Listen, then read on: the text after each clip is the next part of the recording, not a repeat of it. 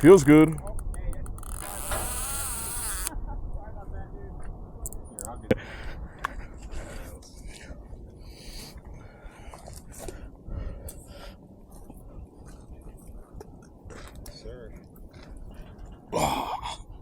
Here we go. How heavy do you think it is? Probably about 30 pounds. This could possibly be the ultimate budget surf casting reel that is magged. This is the Okuma Cortez magged conventional line. We're gonna test them out, catch some big fish on it to see if this is the ultimate surf fishing reel.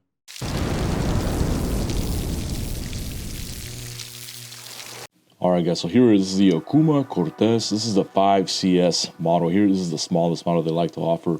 I like this size because it's small, easy to palm, and this casts really good. This is the perfect casting size here. They offer size 5 through 12, and this is the 12 here. It's much bigger. Check it out. Check at that. So much bigger.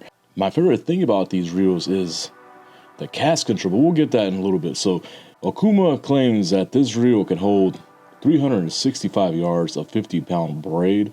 So check it out. I got a black braid on here, and this has a max drag of 15 pounds, which is more than enough to stop almost any single inshore fish, whether you're fishing for striper, bull red, drum. This little reel here can stop them, guarantee. You don't need 30 pounds of drag. This is it right here, guys. Check it out. Beautiful reel. It has a nice clicking sound on the star drag. Hear it there. And then the drag clicker, which to me is one of the most important things in a reel. Check this out, real loud. You're gonna be able to hear this over breakers, anything. Super loud, love that. I'd like to touch up on how small of a reel this is. This is really small, and this is perfectly palmable. It's comfortable in the hand. The smaller the reel, the more you're gonna be able to cast. It'll cast much further. When I go to the pier, when I go to the surf, the jetties, I see people with these gigantic casting reels. I see people with Avid Alexas, Daiwa Sea-Line 50s, Saltus 50s, and these are such huge reels, and they never come close to getting spooled. But you know, this size here, I've been using small size conventionals for a long time, and I also even like to use some of the bait casters, the large bait casters like the Komodo 300 and the 400, because those reels are small, they're comfortable, and they cast a mile. You don't need to get a gigantic reel. This is the perfect size right here. This is the 5. Now, if you don't feel comfortable with a small reel, you can always look at the Cortez 12. This is a pretty big reel here, you see, much bigger. This is gonna hold, it doesn't state in the box, but this here is probably gonna hold over 500 yards of 50-pound braid. Check this out, because it says that the reel holds 465 yards of 80-pound, which is a lot. Same thing with this one. The drag is much higher on a 10 in the size 12 at 18 pounds of drag, which is more than enough, and it's only 2 pounds less drag than some of people's favorite reels. Really nice clicker as well. Check it out. You can hear that from a mile away. My favorite part of this reel is going to be the magnetic cast control, because this here is going to prevent you from getting bird's nest. A lot of people are going to say, oh, I don't get bird's nest when I cast. Well, you're not casting hard enough. This here is going to protect you from getting break-offs. It's going to give you the confidence in casting further, harder. This here is the truth right here. I love magnetic control cast reels. There's only a handful of them too, and there's only like 2 under the 200 price range. This is these. One of the things that I like about this is that it's a flat knob here. There's some other reels that have a knob that's sticking out like ½ an inch. That's gonna dig into your wrist, and it's gonna get annoying really fast. So this here is essentially the same thing. You can twist the knob, and it's gonna have a nice little auditory response. Check it out. Of course, the magnet's close to off right there, and you can bump it up to max depending on your wind conditions and how much you're casting. So the way that these magnets are gonna work is, here we got the magnetic control system. See the little magnets here. So I would think that this is on max right now. It's really close to the spool bearing. Let's check. Yeah, it's close to max. So the way this works is that the closer you put it to max, what's gonna happen is that those magnets are gonna get closer to the spool, and it's gonna use the magnetic force on the spool to slow it down and keep it under control in the cast. When you switch it down to the minimum, it backs away from the spool, and it no longer applies the magnetic force to slow down the spool. Another thing that I noticed here actually just now, this bearing is packed with grease. We're gonna go ahead and strip that down with lighter fluid because that is gonna slow down your speed. Look at that, it doesn't spin as freely as it should. All right, so here we are at the battleground. We're gonna test out the Okuma Cortez. This is the 5. We've already casted the 12, but we're still gonna cast it to compare the distances and how fast the spool is. Here I got a 9.6 surf rod here, custom built. And we got a surf leader here. This is a, check out this pulley rig here. It has a Sputnik weight. Check out aerodynamic with a set of wings on here for extra distance. Nah, this is a planer, not wings. So the way that we're gonna test this out here is we're gonna put it on max to see how tame the spool is. And we're gonna continue casting until we get to the offsetting to see how fast it is. So right now, we got a loose spool. So the reason it's loose is because the magnet is completely on max. It's gonna have more play in the spool, it's gonna spin faster. So let me go ahead and get a regular cast on there to see what it feels like. So I got this 9.6 setup because this is a pier setup. We're on a bank that looks just like a pier, so that's why we got a 9.6. Let's go ahead and get out a soft cast to see what it does. Real quick, not nothing too fancy, just a regular hard cast.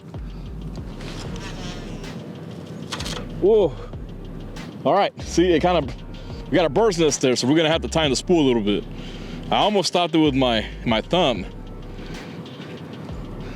This is a small one though. It's not a big deal. See, the line just got kind of stuck in itself. Here we go. Look at that.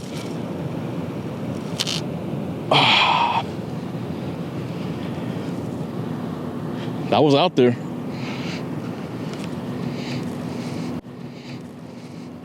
It's a normal fluff. I didn't thumb it, I didn't stop it right when it hit the water.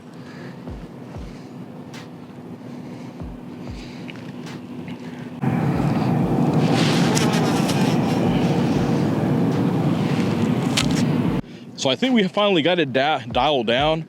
We got the spool still a little loose. We got on max. Let's go ahead and give it a cast.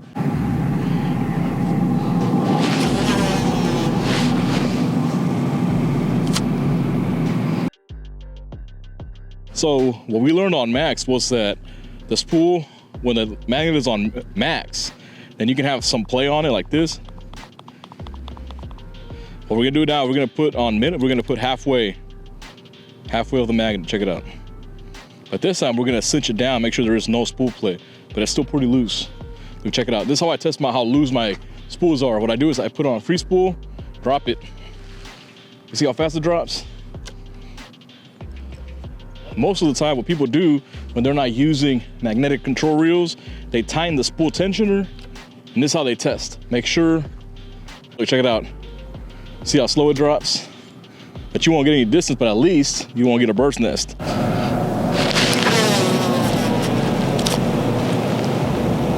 When I reel this reel in, it's very smooth, very soft. It has a lot of cranking power, and I do like the knob. I feel like I can put some power into it, and it's very light, looks really good in the sun.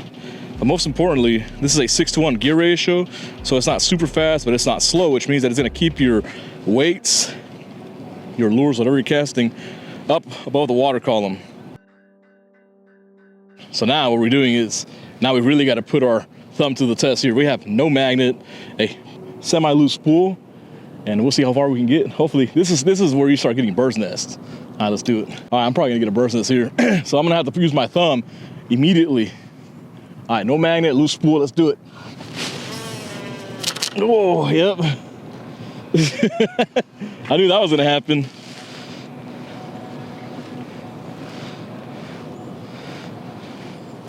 Without the spool without the magnet, this reel's wild. Let me tighten the spool tension now just a little bit. Now the spool is a little firm. It's not all loose and running. Let's go ahead and cast it out.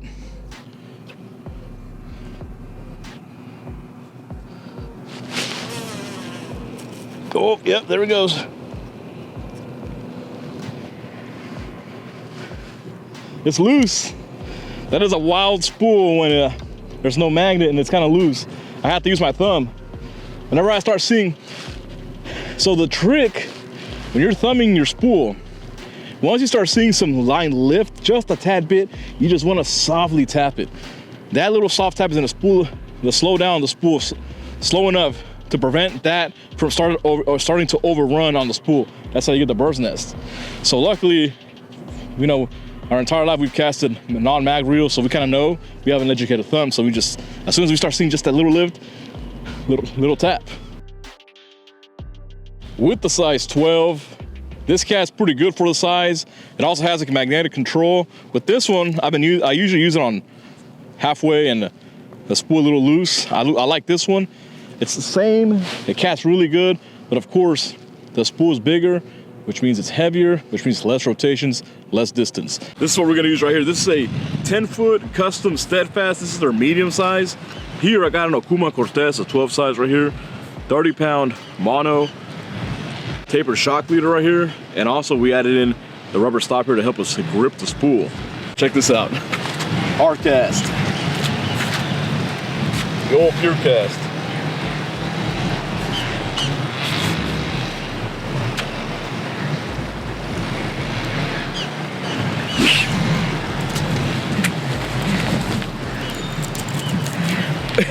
Oh. Hell yeah, already. It feels good.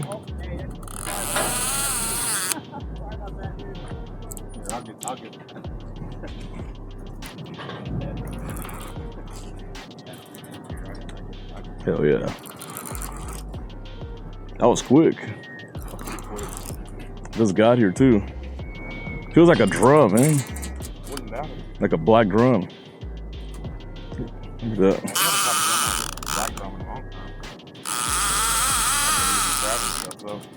Well, shit went. Perfect. Yeah. Whew.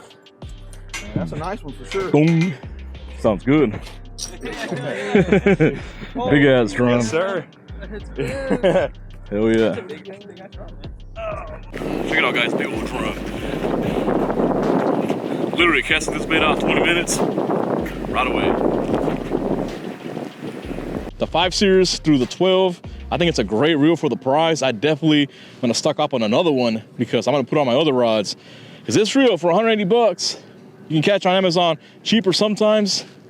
Comes everything you need for surf casting, beach, pier, jetty, wherever you're at. This reel is gonna stop all the fish with the inshore.